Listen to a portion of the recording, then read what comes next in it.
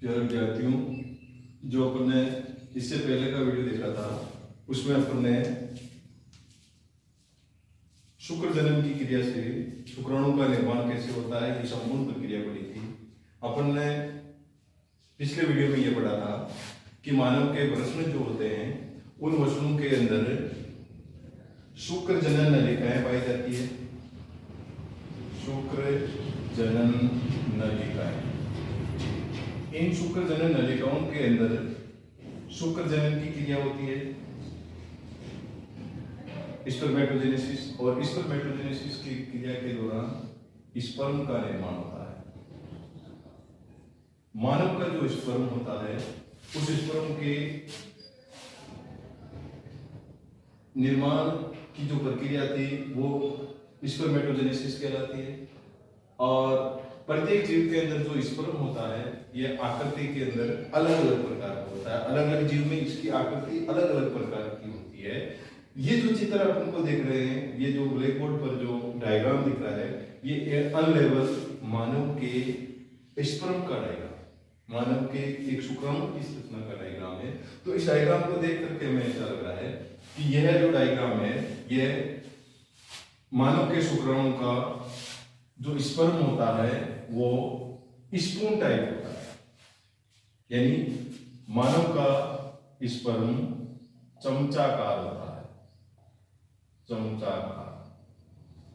अलग अलग जीवों में इनका आकार अलग अलग होता है। जैसे अस्थिल जो मछलियां होती है, अस्थिल मछलियां, इनके अंदर जो स्पर्म होता है वो गोलाकार होता है, गोलाकार।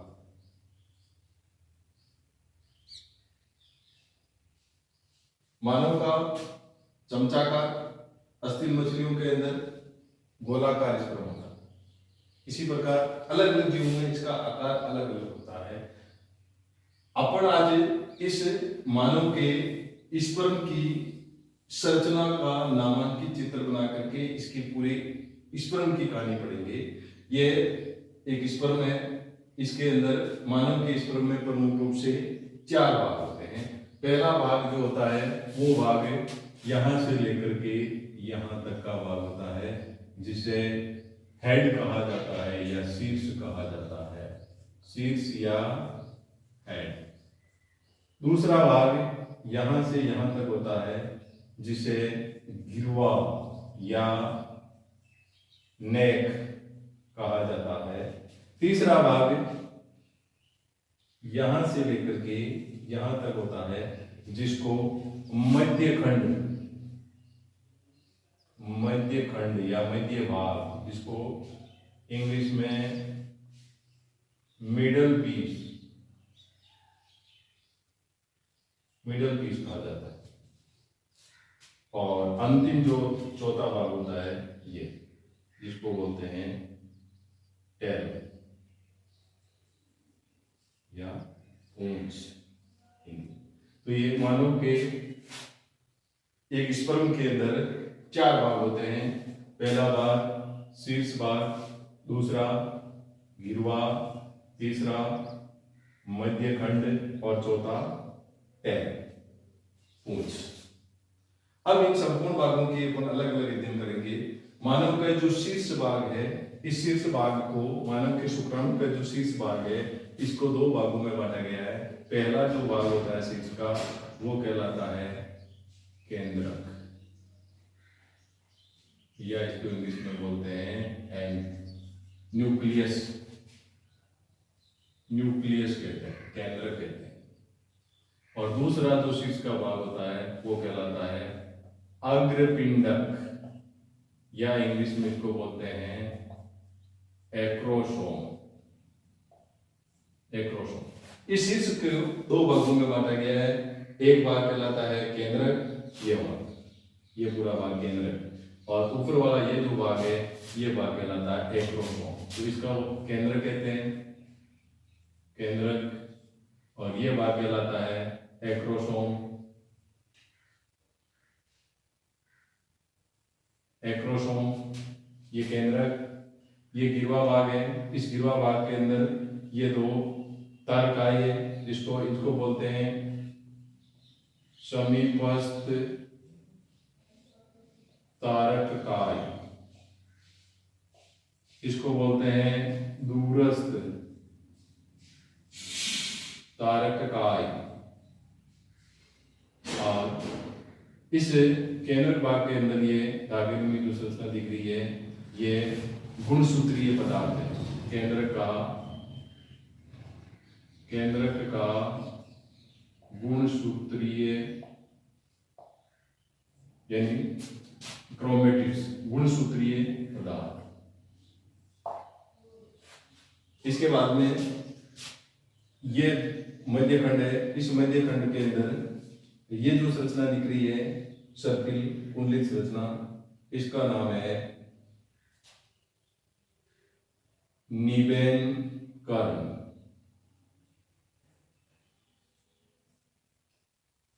निबेन कर्ण हिंदी में कहते हैं निबेन कर्ण, निबेन कर्ण। और ये मध्यखंड का जो अंतिम वलयाकार संरचना दिख रही है इसको बोलते हैं मुद्रिक तारक या रिंग सेंट्रियोल, रिंग तारकाय, रिंग तारकाय। इसके अलावा ये अक्षीय तंतु है, अक्षीय तंतु या अक्षीय फिलामेंट, अक्षीय तंतु। इस प्रकार ये मानव के एक स्पर्म की संरचना का लेवल डायग्राम है। और इसके अग्र भाग की अब पहला जो शीर्ष भाग है, ये शीर्ष जो भाग है इस शीर्ष भाग को दो भागों में बांटा गया है, जिसमें पहला भाग केंद्र कहलाता है, दूसरा भाग अग्रपिंड कहलाता है। केंद्र के अंदर न्यूक्लियस के अंदर गुणसूत्रीय पदार्थ पाया जाता है और इस केंद्र के ऊपर जो टोपी नुमा संरचना होती है, ये इस टोपी नुमा संरचना को एक्रोसोम या अग्रपिंड कहा जाता है। इस एक्रोसोम या अग्रपिंड के अंदर विभिन्न प्रकार के स्पर्म लाइसिन एंजाइम पाए जाते हैं। Sperm lysine, sperm lysine, sperm lysine enzyme पाए जाते हैं। और इन स्पर्म लाइसिन एंजाइमों के अलावा एक्रोसोम से विभिन्न प्रकार के एंजाइम स्रावित होते हैं, जिनको प्रो एक्रोसिन,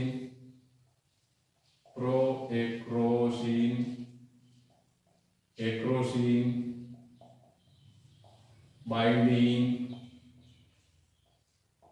ये। इनके अलावा एक इंपॉर्टेंट एंजाइम स्रावित होता है जिसका नाम है हाइलोयूरोडिनेज, हाइलोयूरोडिनेज।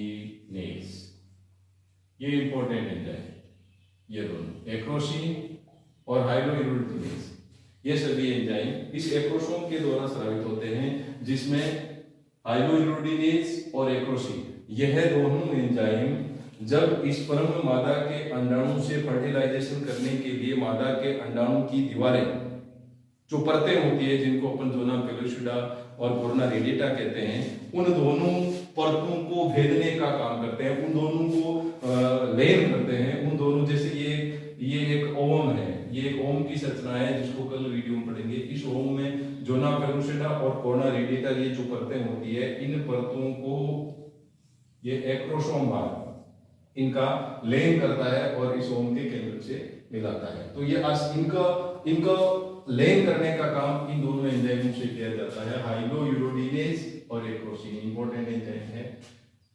इसके अलावा स्पर्म का दूसरा भाग होता है गिरवा या लेक। इस गिरवा या लेक के अंदर तारकाय पाए जाते हैं, जिनमें केंद्र के अंदर जो खांच है, इस खांच के अंदर जो तारकाय पाया जाता है उसको समीपस्थ तारकाय कहा जाता है, और दूसरा जो तारकाय होता है वो दूरस्थ तारकाय कहलाता है। दूरस्थ तारकाय से अक्षीय तंतु निकलता है और ये पूरा भाग गिरवा कहलाता है। इसके बाद में गिरवा भाग के बाद में तीसरा भाग जो होता है स्पर्म का वो होता है मिडल पीस, मध्य खंड। मध्य खंड, इस मध्य खंड के अंदर जो अक्षीय तंतु है, इस अक्षीय तंतु के चारों ओर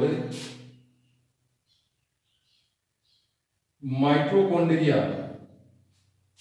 आपस में समेकित होकर के एक सर्पिलाकार कुंडलन बनाते हैं, और इस सर्पिलाकार कुंडलन को, इस सर्पिलाकार संरचना को निवेनकरण कहा जाता है।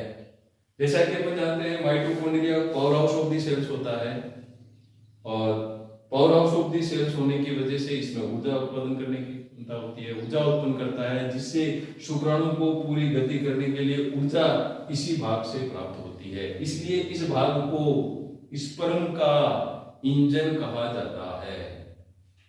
इसके अलावा इस मध्य खंड के चारों ओर पतली परत पाई जाती है, कोशिका द्रव्य से बनी हुई पतली परत होती है, और इस पतली परत को मेनचेस्ट कहा जाता है। मेनचेस्ट, ये जो पतली परत है, इस पतली परत को मेनचेस्ट कहा जाता है। मेनचेस्ट, ये मध्य खंड है, और मध्य खंड के बाद में मध्य खंड के अंतिम सिरे पर एक रिंग तारकाय पाया जाता है, जिसको हिंदी में मौद्रिक तारकाय कहा जाता है, और इस रिंग तारकाय से अक्षीय तंतु निकलता है। चौथा स्पर्म का जो भाग है वो है टेल या पूंछ भाग। रिंग तारकाय से एक अक्षीय तंतु निकलता है जो संपूर्ण स्पर्म के बाकी भागों से सबसे बड़ा भाग होता है, लंबा भाग होता है। यह पुंछ भाग जो होता है वो शुक्राणु को तरंग गति के द्वारा, तरंगों के द्वारा गति कराने में, तरल माध्यम के अंदर गति कराने में यह पुंछ भाग मदद करता है। और इसके अंदर जो अक्षीय तंतु होता है उसमें 9+2 जो व्यवस्था होती है प्रसारिका की, वो व्यवस्था पाई जाती है। इसके अलावा मेन पुंछ का जो कार्य है वो है स्पर्म को गति कराना, तरंग गति होती है जिससे ये स्पर्म को गति कराता है। मध्य भाग का काम है ऊर्जा उत्पन्न करना। केंद्र के अंदर गुणसूत्रीय पदार्थ होता है जो आनुवंशिक लक्षण को पीढ़ी से दूसरी पीढ़ी में ले जाते हैं। इस प्रकार मानव के स्पर्म को 4 भागों में बांटा: शीर्ष, head, neck, middle piece and tail. इस हेड के अंदर 2 भाग होते हैं। पहला भाग कहलाता है केंद्रक, दूसरा भाग कहलाता है अग्रपिंडक या एक्रोसोम। एक्रोसोम टोपी के रूप में ऊपर होता है स्पर्म के, और इस एक्रोसोम के द्वारा स्पर्म लाइसिन एंजाइम पर स्राव किया जाता है। और स्पर्म